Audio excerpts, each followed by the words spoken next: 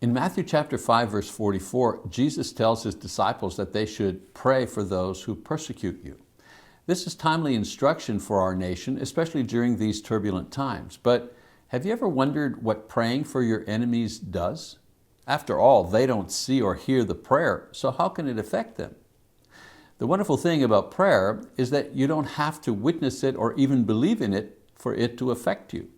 This should be encouraging for us when we have to deal with an enemy and help us pray for them for several reasons. First of all, you're not defeated just because your foe is an unbeliever. Of course, this assumes that your enemy is an unbeliever.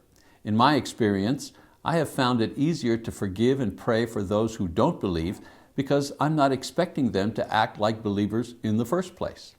Those whose lives are not consciously led by the Lord shouldn't be expected to act like Christians because they don't believe. This is why I find it easier to offer them forgiveness.